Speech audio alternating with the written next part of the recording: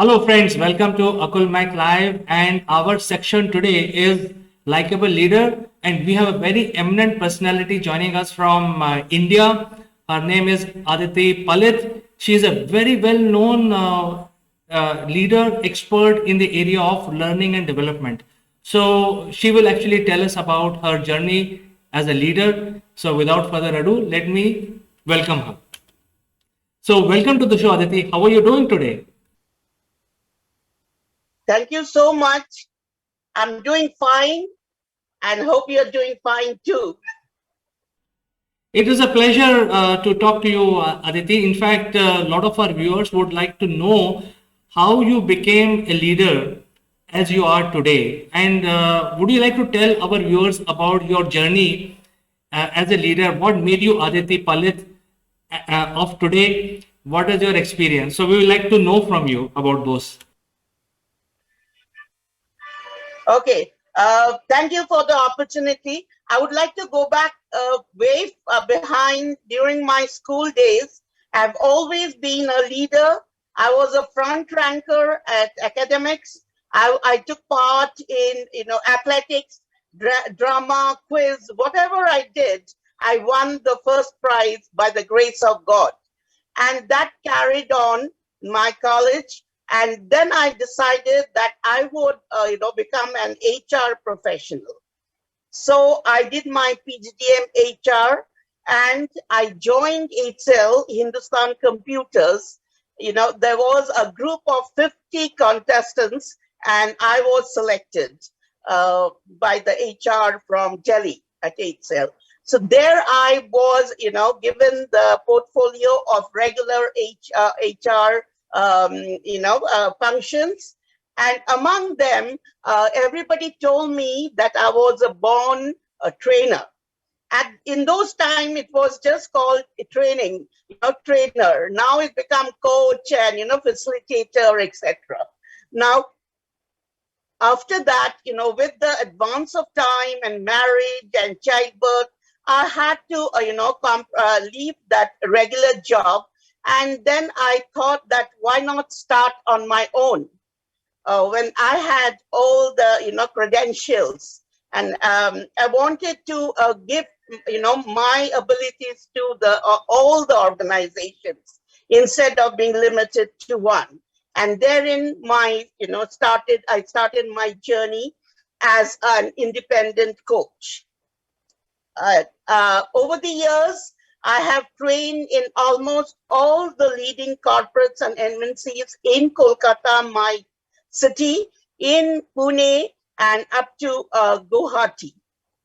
And this has been a fascinating journey because I have always got a very good feedback, a highly satisfied feedback from my trainees because they feel that I'm really their friend, philosopher, and guide.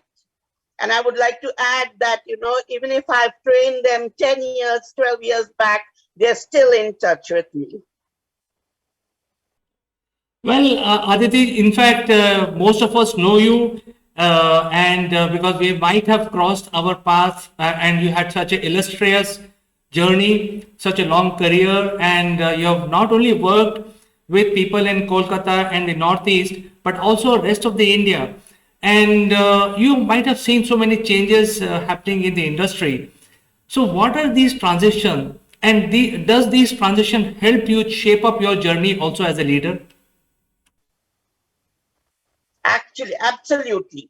See, it's been a journey of 2 decades, more than 2 decades. So, as I said, when I joined, it was just a very mechanical kind of imparting or executing the HR portfolio. Uh, but one thing good was that the human aspect was given the maximum importance. Now, through my journey, and especially during the pandemic, as we all know, technology is almost taking over. Now, from my point of view, I feel that, even if the apps and the softwares are taking precedence, but we must remember that they are being invented and run by human beings. So the human resource is and will always be the most important aspect of any organization. So I would love that to see where technology is taking a little bit of a backseat and the humane aspect is given that most importance by the leaders and managers. Well, Aditi ji, you have already answered my next question, and that is about the changing scenarios. And as we actually work in the industry, the scenario keeps changing every 3 to 5 years. And you've already answered that because you're talking about that the human touch is so important, and technology is just a facilitator. So I think that is the message which we have got today. What is the most important achievement of your life, which you feel very close to your heart, and you felt that this is something that I've achieved and this is the ultimate achievement for you as a leader? Would you like to share that today with our viewers? At the cost of repeating myself, I would say that, I have really touched lives. It's been shown by the fact, as I said, my trainees are in touch with me. They, before the pandemic, they should, invite me for their marriages and for their, children's birthday parties. And also that I also do a lot of campus to corporate trainings. And, these joinees in the corporates, they say that, because of my constant support and motivation and even pushing them beyond their limit, that they have achieved, their heart's desire of being inducted into the best of the companies. So I would now the quote of saying that transforming lives, I have done it. I can proudly say that I have done it. Aditi ji, from your point of view, what is the essential factor for shaping up of any leader today or even after 20 years? What is the most essential factor for a leader from your point of view? We would like to know from you.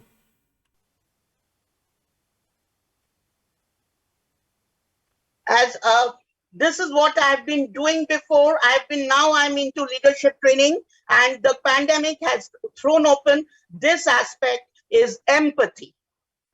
It really means that you understand that why a team member is not performing, as per your expectation. As a leader, and now that I'm grooming leaders, I would like to say it is the leader's failure to, to motivate, even, to understand the lacking of the employees, of their team members, if even single team member does not perform.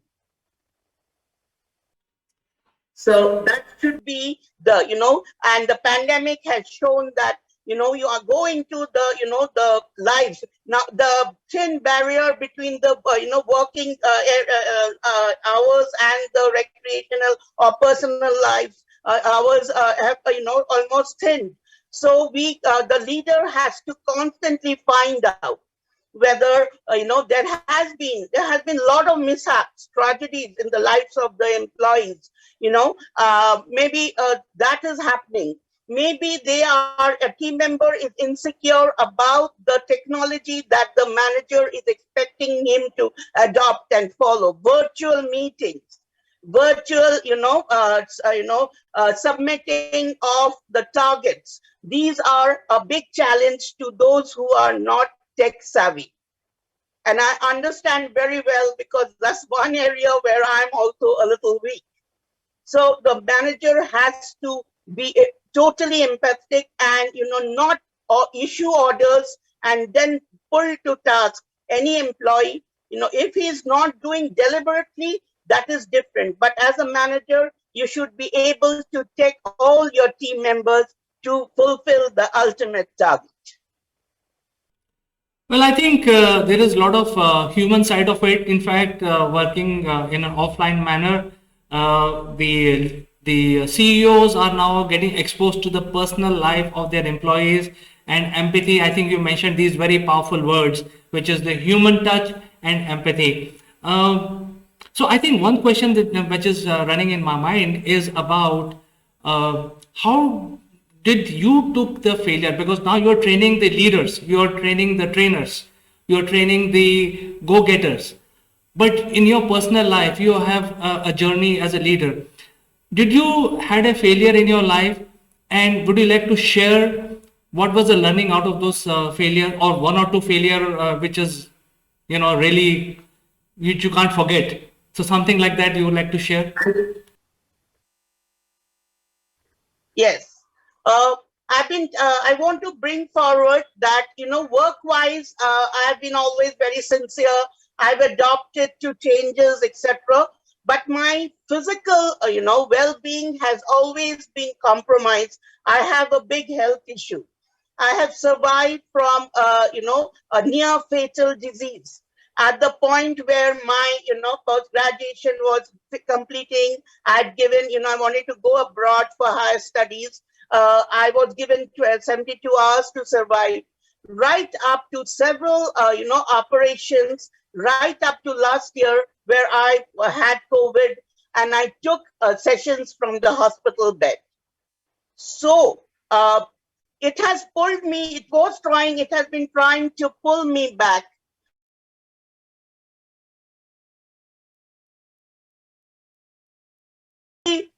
Lesson that I have taught myself is, if I give in to failures, I am the one who suffers. The world will go on. Work will go on. There'll be other achievers. And if I sit and think that my luck is bad, then I'm going to be the loser.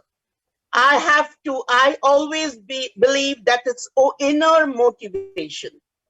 You have to push yourself and be an eternal learner and be optimistic that as bad days are there, good days are sure to come also.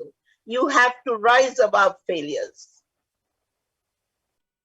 Well, Aditi ji, hats off to you. I think you have summarized the very mood message for our viewers, that never give up and always learn from whatever stumbling block you get in your life and whatever failure. So failure is nothing but another milestone in your journey. So let's change gear back to the business. And you know that the businesses are actually dependent on the investor community, whatever business, even learning and development, education, or any R&D. What sort of role you see that going forward the investment companies should be playing to modify, to transform our industry? Do you have any opinion on this aspect?